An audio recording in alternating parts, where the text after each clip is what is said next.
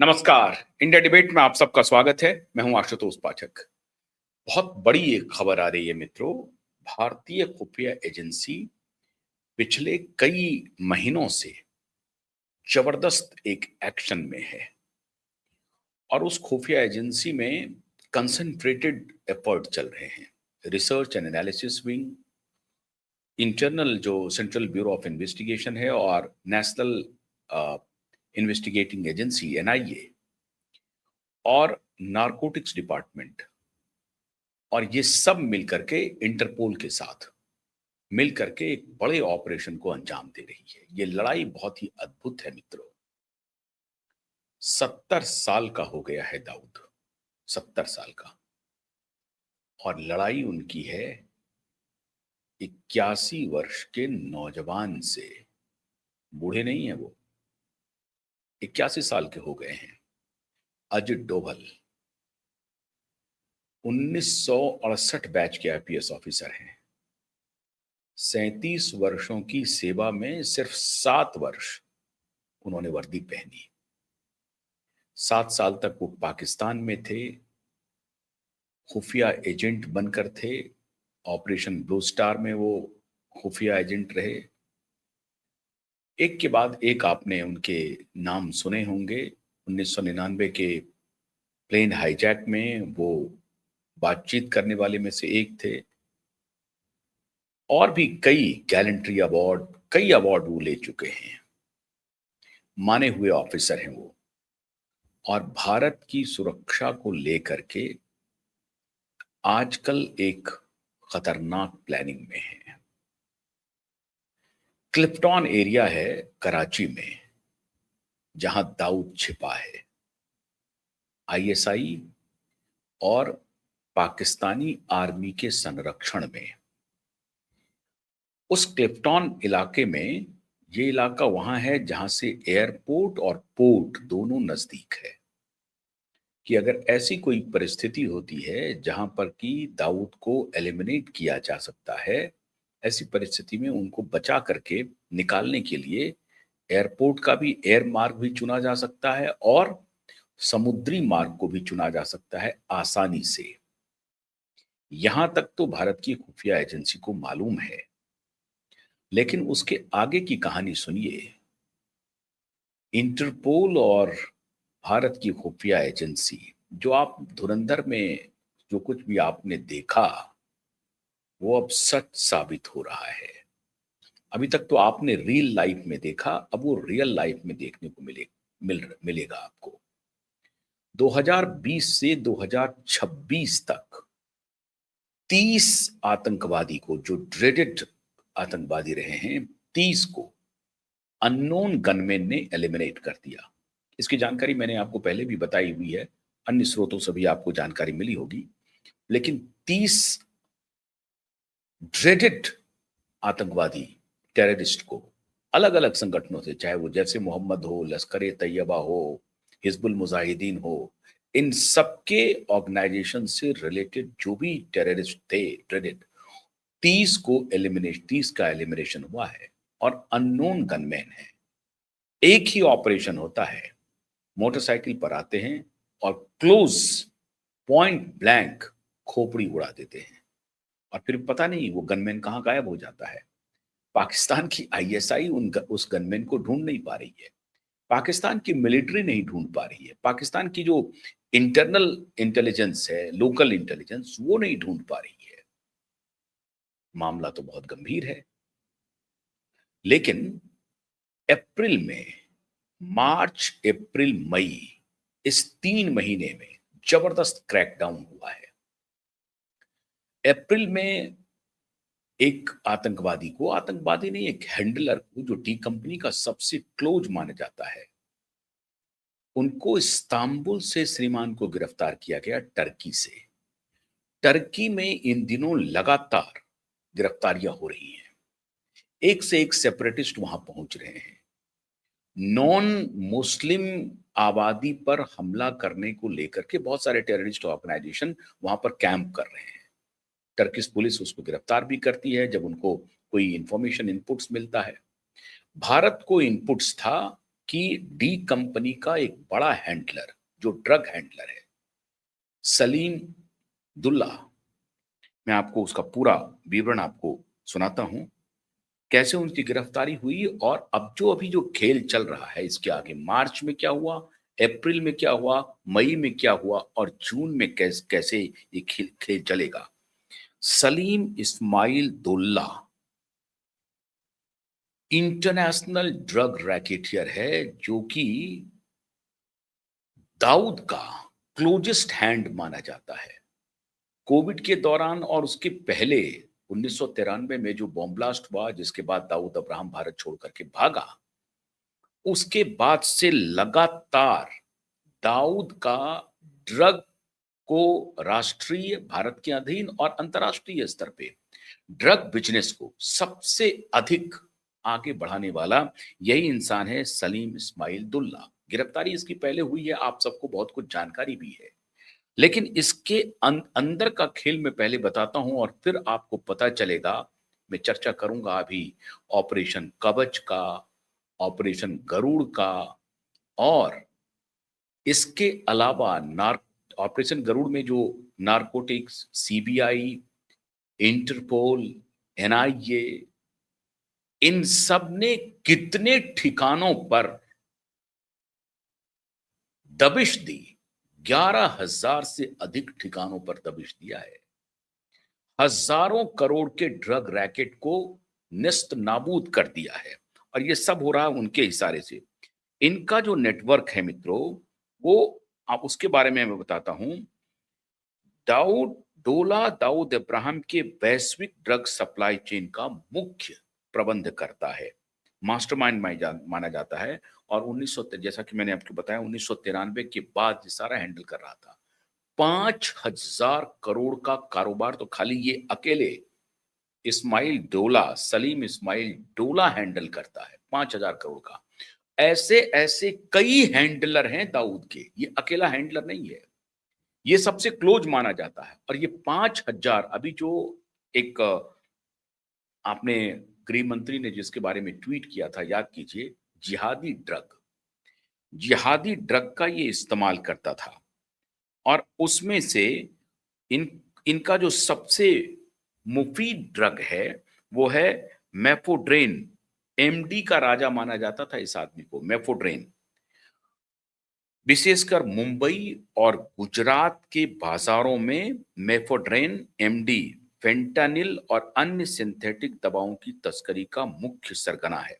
इसी फेंटालिन जो है, यही फेंटालिन को जिहादी दवा कहा जाता है, जिहादी ड्रग कहा जाता है।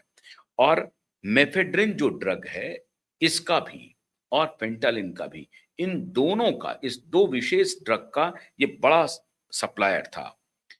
डोला का परिवार और उसके सहयोगी महाराष्ट्र के सांगली जिले में गुप्त रूप से सिंथेटिक ड्रग्स बनाने की फैक्ट्रियां संचालित करते थे। अभी तक क्या होता था मित्रों कि बाहर से ड्रग ये लाते थे, उसकी तस्करी करते थे और भारत में फैलाते थे। लेकिन अब इन्होंने क्या किया, दूसरा कहानी शुरू कर दिया। कहानी क्या किया, भारत में ही इन्होंने फैक्ट्री लगा दी और महाराष्ट्र के सांगली में इन्होंने फैक्ट्री लगा दी। अभी मैं थोड़ा सा रेफरेंस दे रहा हूं, तब आपको पता चलेगा कि 81 वर्ष के डोभाल क्या खेल कर रहे हैं और क्लिफ्टन एरिया जो कराची में है वहां पर क्या होने वाला है, ये भी मैं आपको बताता हूं। तो सांगली में इन्होंने फैक्ट्री शुरू कर दिया और वहीं से ये पूरा वैश्विक नेटवर्क ये चलाता था। लेकिन अभी इन्होंने क्या, ये या जब यहाँ भारत में जब इनको लगा कि यहाँ से दबिश हो सकती है, थोड़ा अंतर्राष्ट्रीय बाजार में चलते हैं, तो ये पहुंच गया इस्तांबुल, टर्की। दुबई में ये रहना उचित नहीं समझा, क्योंकि दुबई में तो अच्छा कारोबार चल रहा था। यहां से पहुंच गया ये इस्तांबुल, टर्की। वहां पर ये हमजा और अब्दुल के फर्जी नाम से इस्तांबुल में रहना शुरू कर दिया। फिर वहां पर मनी लॉन्ड्रिंग का खेल शुरू किया और इससे जो काले धन की जो कमाई होती थी, बजाप्ता इन्होंने चार्टर्ड अकाउंटेंट हायर कर रखे हैं। और एक नहीं, कई चार्टर्ड अकाउंटेंट इस अवैध कमाई में इनके शागिर्द थे। फिर वहां से कमाई होती थी और फिर ये फंड टेरर को जाता था। जो आपने धुरंधर मूवी में देखा होगा कि ड्रग की सप्लाई हो रही है, अवैध हथियार की सप्लाई हो रही है, नकली नोट की सप्लाई हो रही है और उससे जो पैसा आ रहा है वो पैसा टेररिस्ट को दिया जा रहा है कि तुम जाकर के खून खराबा करो और बलवा करो। अब ईडी की जून में जो लेटेस्ट छापेमारी है उसमें देखिए प्रवर्तन निदेशालय ने सलीम डोला के ड्रग सिंडिकेट के खिलाफ मनी लॉन्ड्रिंग मामले में के तहत मुंबई, सूरत, अंकलेश्वर और राजकोट में 21 ठिकानों पर ताबड़तोड़ छापेमारी की है। कहां कहां पर की है? मुंबई, सूरत, अंकलेश्वर और राजकोट के 21 ठिकानों पर। ये मैं अभी फर्स्ट वीक ऑफ जून की बात मैं कह रहा हूं, जिसमें से 1.33 करोड़ की एक एक संपत्ति है उसको सीजर हुआ है। मुंबई पुलिस और केंद्रीय एजेंसियों ने डोला के बेटे ताहिर सलीम डोला को यूएई से डिपोर्ट करवाकर गिरफ्तार किया था कुछ दिन पहले। ताहिर सहीर डोला ये सलीम डोला का बेटा है और जिसको दुबई से डिपोर्ट करवाया, यूएई से डिपोर्ट करवाया था। 245 करोड़ के 126 किलोग्राम ड्रग्स तस्करी मामले में यह शामिल था। इसका जो बेटा है, इसकी कहानी है ये। अब यहां से सलीम डोला का खेल खत्म होता है। अब शुरू होता है भारत की खुफिया एजेंसी। अब 3 जगह, अभी आपने देखा होगा कि दिल्ली में ऑपरेशन कवच चल रहा था दिल्ली पुलिस का। दिल्ली पुलिस ऑपरेशन कवच के दौरान क्या कर रही थी? इसी ड्रग्स के नेटवर्क को खंगाल रही थी और सैकड़ों जगह पर एक साथ दिल्ली पुलिस काम कर रही थी, जिसमें से आपको एक खबर मिली होगी, दिल्ली पुलिस का एक इंस्पेक्टर लेवल का अधिकारी 100 करोड़ का मालिक था। अब इससे आप अंदाजा लगा सकते हैं कि बॉटम टू टॉप, नीचे से लेकर के ऊपर तक पुलिस में, खुफिया एजेंसी में कैसे दाऊद के लोग घुसे हुए हैं, ये ड्रग सरगना घुसे हुए हैं। अब आप थोड़ा सा पीछे जाइए, 2005, 1993 के बॉम्ब ब्लास्ट के बाद अगर सबसे बड़ा दुश्मन कोई भारत के खुफिया एजेंसी के निशाने पर था तो वो था दाऊद अब्राहम। अब उसके एलिमिनेशन के लिए one of the smartest police officer कौन थे? अजित जी डोभाल। 2005 में वो डायरेक्टर से, आईबी के डायरेक्टर थे 2004 से 5 तक, जबकि कांग्रेस की सरकार आ गई थी। आईबी के डायरेक्टर पद से जब वो रिटायर हुए तो 2005 में ही दाऊद के बेटी की शादी तय हुई दुबई में। अब दुबई के जिस होटल में, पहले तो मक्का में था उनका निकाह होना था, उसके बाद दुबई के एक होटल में रिसेप्शन दिया गया था। आपको मालूम है दाऊद के बेटे की शादी जावेद मियांदाद की बेटी से हुआ। जावेद मियांदाद कौन है? पाकिस्तान के क्रिकेटर हैं, ये बताने की जरूरत नहीं, आप सबको मालूम है। तो बेटे, दाऊद के बेटे की शादी में ही अब दाऊद और जावेद मियांदाद दोनों समधी हो गए थे। 2005 में ही पूरी तैयारी थी डोवल के तरफ से कि दाऊद को वहीं पर एलिमिनेट कर दिया जाए। एक तरफ शादी की शहनाइयां बज रही होंगी और दूसरी तरफ मातम का भी बज जाएगी तुरहु। इसकी तैयारी कर ली थी अजित डोभाल ने, लेकिन फिर वही खेल हुआ। मुंबई में एक लेडी पुलिस ऑफिसर, वो भी आईपीएस, उनके हस्तक्षेप से ये जो छोटा राजन है उसके 2 गुर्गों के साथ एक होटल में अजित डोभाल ब्रीफिंग दे रहे हैं, उनको बतला रहे हैं कि तुम्हें क्या क्या करना है। जिनको दुबई जा करके उनके लिए हथियार का भी बंदोबस्त किया गया था, टिकट की भी तैयारी हो गई थी, सारी तैयारी हो गई थी। अब ये लोग दुबई कूच करने वाले थे, लेकिन उसी दौरान ऐसी घटना हुई जिसकी कल्पना अजित डोभाल ने भी नहीं की थी। और तब पहली बार अजित डोभाल को लगा कि अरे, ये तो पेनिट्रेशन दाऊद अब्राहम का न सिर्फ समाज में है, तस्करों में है, इसका पेनिट्रेशन तो पुलिस में है। तब अजित डोभाल चौकन्ने हो गए।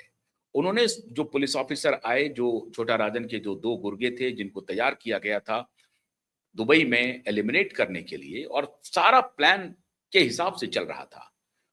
अजित डोभाल ने बताया कि मैं कौन हूं और मैं क्या काम कर रहा हूं। फिर भी मुंबई पुलिस नहीं मानी और उस दोनों को उठा करके लेके चले गए।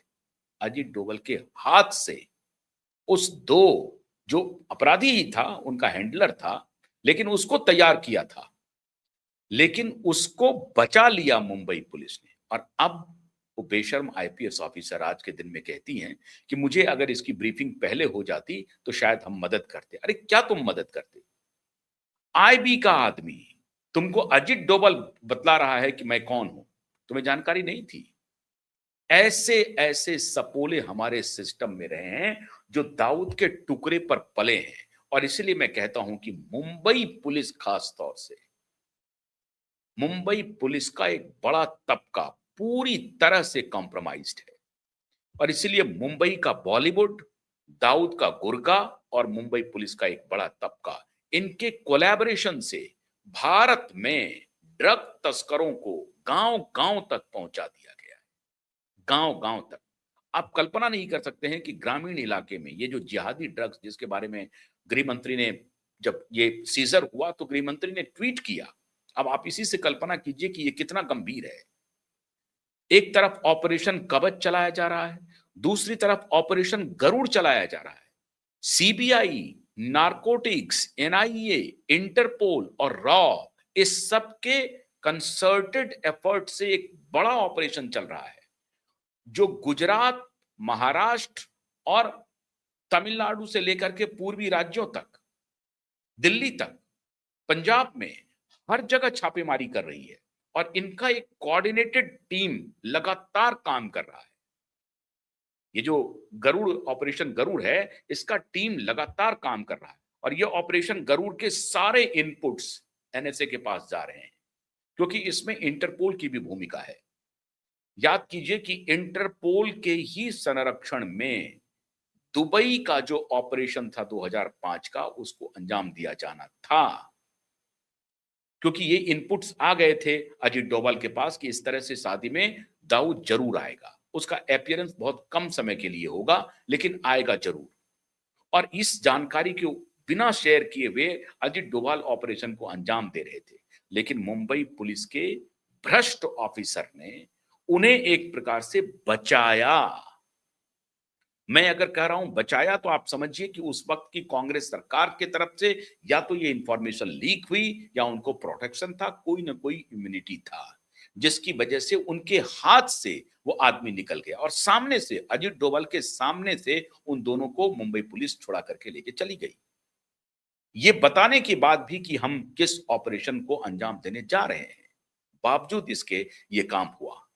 अब इस 81 वर्ष के अजित डोभाल के जीवन का सबसे बड़ा मिशन है दाऊद को ठिकाने लगाना। 70 साल के दाऊद, 81 साल के अजित डोभाल। अब आप इसी से कल्पना कीजिए कि डोभाल किस तरह से रात दिन भारत की सुरक्षा के बारे में काम कर रहे हैं। अभी कुछ दिन पहले मई महीने में 9 आतंकवादियों की गिरफ्तारी हुई। उनका पूरा एजेंडा था भारत में, उनके जो स्लीपर सेल थे, जिसमें कि दाऊद का डी कंपनी अलोंग विथ लश्कर ए तैयबा, जैसे मोहम्मद, हिजबुल मुजाहिदीन, इन सब के साथ उनका भी कंसर्टेड एफर्ट चल रहा है। वो भी एक सूत्र में मिलकर के काम कर रहे हैं, अपनी सूचना का आदान प्रदान करते हैं, और उस तरह से वो भी स्लीपर सेल को एक्टिव रखते हैं और बॉम्ब ब्लास्ट या खून खराबा या गोलीबारी, इसकी वो प्लानिंग कर रहे थे। 9 ड्रेडेड आतंकवादी की गिरफ्तारी हुई है। इसके अलावा कई बार प्रधानमंत्री मोदी पर हमले की पूरी कई प्लानिंग हुई, जिसको एनएसए डोभाल ने फेल किया। लगातार एनएसए डोभाल इस पूरे प्रकरण को अब देख रहे हैं और धीरे धीरे अब एनएसए पहुंच चुका है पाकिस्तान के उन सारे ठिकानों पर जहां से दाऊद कहीं भी जाएगा, दाऊद का एलिमिनेशन की खबर कभी भी आ सकती है। और सबसे अच्छी बात यह है कि आप अगर ये सोच रहे हैं कि वो अलर्ट हो जाएगा, लाख अलर्ट हो जाए पाकिस्तानी खुफिया एजेंसी और पाकिस्तानी आर्मी, वो कुछ नहीं बिगाड़ सकती। उनके अलर्ट होने के बाद भी 30-30 ड्रेडेड आतंकवादी को एलिमिनेट पिछले 6 वर्षों में किया जा चुका है। और वो कोई छोटे मोटे आतंकवादी नहीं है। Area commander, state commander, national handler level के अधिकारी हैं। उनका एलिमिनेशन हो रहा है। और तब जो आप देख रहे हैं धुरंधर मूवी जो बन रही है, वो धुरंधर मूवी में कोई असत्य नहीं कहा जा रहा है, लेकिन धुरंधर का असली धुरंधर अभी आना बाकी है। और वही असली धुरंधर है जो पहुंच चुका है पाकिस्तान की सरजमीन पर। और दाऊद का एलिमिनेशन का फुल प्रूफ प्लान तैयार है, और जिसे पाकिस्तानी खुफिया एजेंसी इस बार रोक नहीं पाएगी और ना ही पाकिस्तानी मिलिट्री रोक पाएगी। मामला बहुत टेढ़ा हो चुका है मित्रों।